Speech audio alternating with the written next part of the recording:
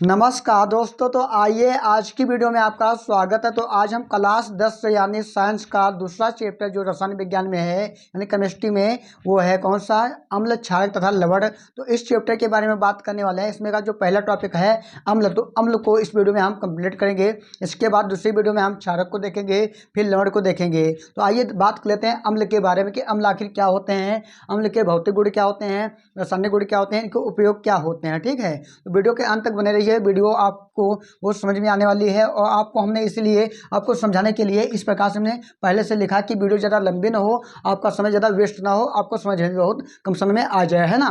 तो इसीलिए हमने लिख लिया पहले से। तो आइए पढ़ लेते हैं कि एसिड्स यानी अम्ल क्या होते हैं। ठीक है, तो पहले देखेंगे क्या लिखा है अम्ल में, परिभाषा क्या लिखी जाएगी। अगर अम्ल आता है, अम्ल पूछा भी जाता है, बहुत बार पूछा गया परीक्षा में। तो आइए देख लेते हैं कैसे लिखना है। तो यहाँ पे क्या लिखा है, अम्ल वे पदार्थ हैं। कौन से पदार्थ हैं, अम्ल वे पदार्थ हैं लिखा है जिसका स्वाद खट्टा होता है। यानी अम्ल जो होते हैं जिसका स्वाद खट्टा होता है वो सभी अम्ल होते हैं। जो भी आपको खट्टा लगे उसमें अम्ल पाया जाएगा, है ना। तो अम्ल वे पदार्थ हैं जिसका स्वाद क्या होता है, खट्टा होता है। कोई भी चीज़ का खट्टी होती है तो क्या अम्ल होगी। और लिखा है तथा जो नीले लिटमस पेपर को लाल कर देते हैं। यानी कोई ऐसा पेपर है जो नीला है, लिटमस पेपर, उसको क्या कर देते हैं, अम्ल, लाल कर देते हैं। क्या, लाल कर देते हैं, अम्ल कहलाते हैं। क्या कहलाते हैं, अम्ल कहलाते हैं। यानी कोई पदार्थ खट्टा होगा स्वाद में और क्या होता है, नीले लिटमस पेपर को लाल कर देता है, तो अम्ल कहलाते हैं ऐसे पदार्थ। ठीक है, जैसे कि सिरके यानी सिरका, सिरका जानते हो जिसको सिरका बोलते हैं।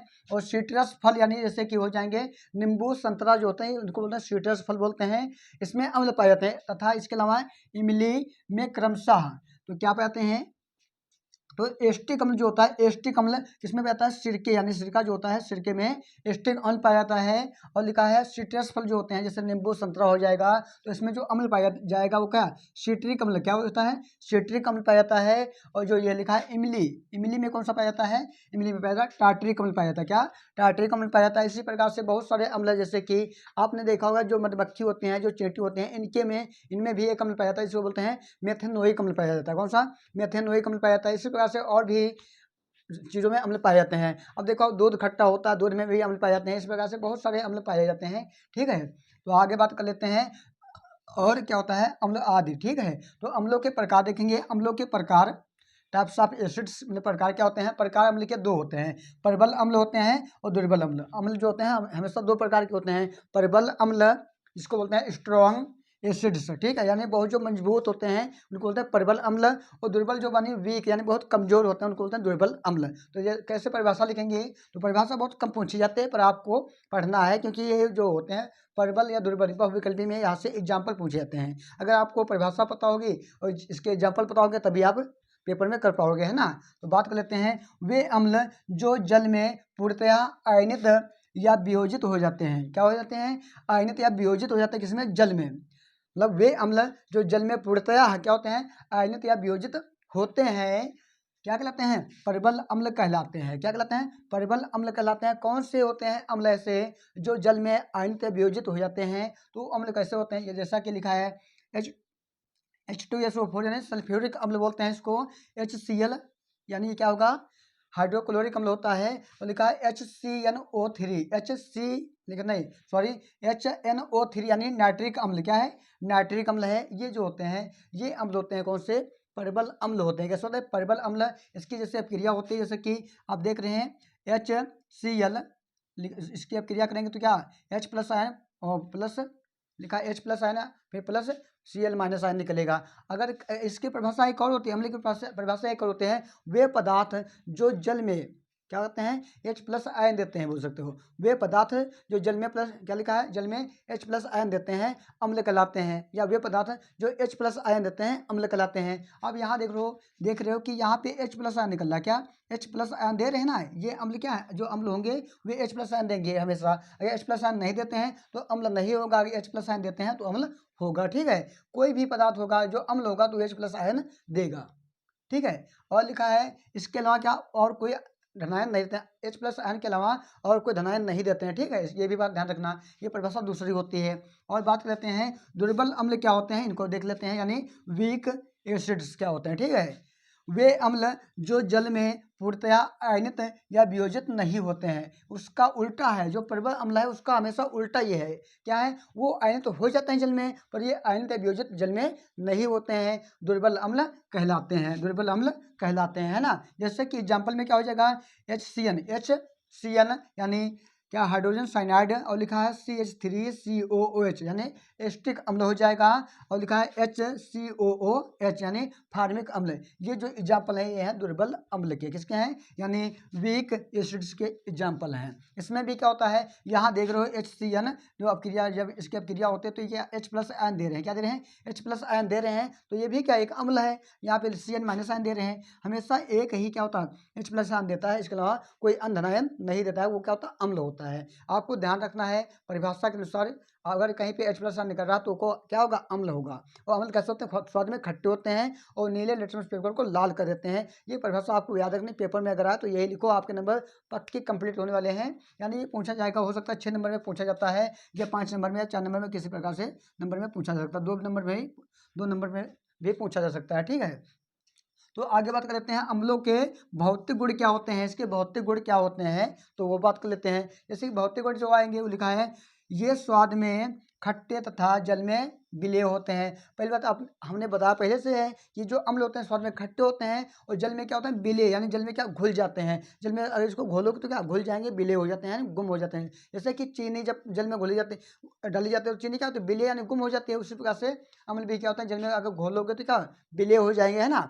तो इसी प्रकार से जल में विलेय होते हैं। अगला पॉइंट है, देख रहे हैं कि अम्ल नीले लिटमस पेपर को लाल कर देते हैं। जो पहले हमने बताया वही यहाँ पे लिखा है ना, तो नीले लिटमस पेपर को लाल कर देते हैं अम्ल, ठीक है। और आगे लिखा है, अम्लों की प्रकृति संक्षारक होती है, यानी अम्ल जो होते हैं बहुत जल्दी से सभी से क्रिया कर लेते हैं, धातुओं से बहुत ज़्यादा क्रिया करते हैं, धातु में इसी प्रकार से जंग लग जाते हैं, क्योंकि जब जो अम्ल होते हैं ये धातुओं से क्रिया कर लेते हैं, जिससे क्या, जो धातु में होती है उनमें जंग लग जाती है ना। तो इस प्रकार से ये अम्लों की प्रकृति जो है संक्षारक होती है, इस प्रकार से आपको याद कर लेना है, इसके भौतिक गुण होते हैं। अब बात करेंगे अम्लों के रासायनिक गुण क्या होते हैं। अगर अम्ल कोई होता है रासायनिक गुण, अगर अम्ल कोई होता है धातुओं के साथ अपक्रिया करता है तो क्या होता है, जब कोई अम्ल धातु के साथ अपक्रिया करता है तो हमेशा क्या होगा, जो गैस निकलती है वो हाइड्रोजन गैस निकलती है। कौन सी गैस निकलती है, हाइड्रोजन गैस निकलती है। कोई धातु अम्ल से अपक्रिया करता है तो हाइड्रोजन गैस निकलती है। यहाँ पे आप देख रहे हैं, ये हमने एग्जाम्पल लिया, इसका है एग्जाम्पल है, ये लिखा है एफ, ये क्या है, एक ये क्या है, ये तो आयरन है, यानी आयरन मतलब लोहा है, आयरन लोहा है। और ये किससे, ये क्या है, अम्ल है, ये तो पता है आपको क्या है, अम्ल है। जब इससे आयरन जो होता है किससे, अम्ल से अपक्रिया करता है तो FeCl2 बनता है, यानी फेरस क्लोराइड बनता है। इसके अलावा क्या होता है, यहाँ पे देख रहे हो H2, यानी ये क्या निकल रही है, ये गैस निकल रही है। ये आपको निशान दिख रहा है, ये गैस का है, गैस निकलती कौन से, हाइड्रोजन गैस। हमेशा जब भी क्या होता है अम्ल जिससे कोई धातु से क्रिया करता है तो गैस निकलती है, कौन सी, हाइड्रोजन गैस। उसी प्रकार से इसी प्रकार से देख रहे हो जिंक, जिंक भी एक क्या है, धातु है, ये इससे किससे अपक्रिया कर रहा है, H2SO4 यानी सल्फ्यूरिक अम्ल से अपक्रिया कर रहा है तो जिंक सल्फेट बनता है। और कौन सी गैस निकलती है, हाइड्रोजन गैस निकलती है, ये आपको याद रखना है। इसके अलावा क्या होता है, और देख लेते हैं एग्जाम्पल, धातु ऑक्साइड के साथ अपक्रिया, अगर कोई अम्ल धातु ऑक्साइड के साथ अपक्रिया कर, धातु ऑक्साइड है जैसे कि CaO, ये क्या धातु ऑक्साइड का सूत्र है, और ये अगर इससे अपक्रिया करता है अम्ल तो क्या होता है, जल बनता है। क्या बनता है, अपक्रिया के दौरान जल बनता है और लवण बनता है। यहाँ पे देख रहे हो लवण बन रहा है, यानी CaCl2 लवण बन रहा है, और क्या बनता है, जल बनता है ना, देख रहे हो। इसी प्रकार से आप देख सकते हो, ये लिखा है मैग्नीशियम ऑक्साइड है, इससे क्रिया कर रहा है H2SO4 से कर रहा है तो मैग्नीशियम सल्फेट बनता है, और क्या बनता है, जल बनता है, ठीक है। अगर कोई अम्ल धातु से क्रिया करता है तो क्या बनता है, हाइड्रोजन गैस निकलती है। और कोई अम्ल क्या होता है, धातु ऑक्साइड के साथ क्रिया करता है तो क्या बनता है, जल बनता है, ठीक है। और बात करते हैं अब अम्ल के उपयोग, यानी अम्लों के उपयोग, यानी यूजेस ऑफ एसिड्स क्या होते हैं जी, इसका उपयोग किस रूप में किया जाता है। तो आप यहाँ पे देख सकते हो, यहाँ हमने लिखा है उपयोग, यहाँ पहले हटने लिखा है सल्फ्यूरिक अम्ल का उपयोग कैसे किया जाता है। ये भी क्या अम्ल है ना, तो इसका उपयोग कैसे किया जाता है, किसके रूप में, तो आप देख रहे हो लिखा है को लेड बैटरियों में, यानी लेड जो शीशे की बैटरियाँ होती हैं उनको बनाने में किया जाता है। इसके अलावा पेट्रोलियम पेट्रोलियम उद्योग में, यानी पेट्रोल को बनाने में, यानी उद्योग में क्या था, बड़े पैमाने पर जब पेट्रोल बनाता है उसके उद्योग में इसका उपयोग किया जाता है, किसका, H2SO4 का आपने देखा होगा, जो बैटरी होती है, बैटरी में जो एसिड होता है यानी जिसको बोलते हैं तेजाब, वो क्या होता है, वो H2SO4 ही होता है। इसमें मात्रा जो होती है 38% होती है, H2SO4 की होती है बैटरियों में। जो मतलब ये देखा होगा, जब खराब हो जाता है तो हम इसको बाहर निकाल देते हैं, जो क्या होता है ज़मीन को जला देता है, जहाँ पर जाएगा आपके कपड़े में लग जाए, कपड़े को नष्ट कर देता है, तो वही अम्ल ये होता है H2SO4। ठीक है। तो और इसके अलावा क्या लिखा है, प्लास्टिक उर्वरक निर्माण आदि में प्रयुक्त किया जाता है। यानी प्लास्टिक के निर्माण में क्या आता है, उर्वरक यानी खाद के निर्माण में भी इसका उपयोग यानी प्रयुक्त किया जाता है। क्या किया जाता है, H2SO4। तो और भी एक देख लेते हैं, नाइट्रिक अम्ल का उपयोग किसके रूप में होता है।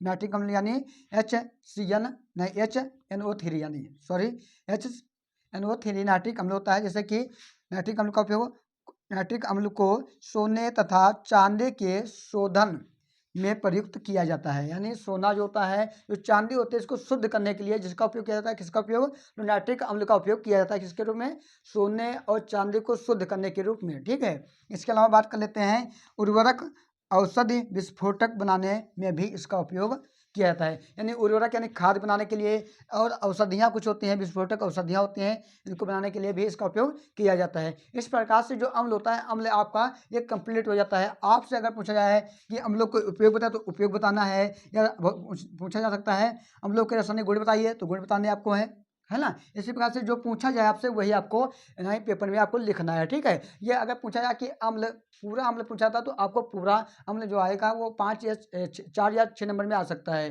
तो इस प्रकार से आपका जो अम्ल है कंप्लीट हो गया है। अब मिलते हैं अगली वीडियो में एक नए टॉपिक के साथ, जो होगा क्षारक। हम आपको क्षारक को इसी प्रकार से लिखकर एक साथ में आपको समझाते हुए चलेंगे। वीडियो लंबी भी नहीं होगी, आपको समझ में बहुत आसानी से आ जाएगा, आपके नंबर भी कंप्लीट हो जाएंगे ज़्यादा से ज़्यादा। ठीक है। IMP लिख लो इसको, ये पेपर में आएगा, हो सकता है, संभावना हमारी है आने की, तो आएगा। ठीक है, पक्का। ये जो बहुत है ना। तो अब मिलते हैं अगली वीडियो में एक नई वीडियो के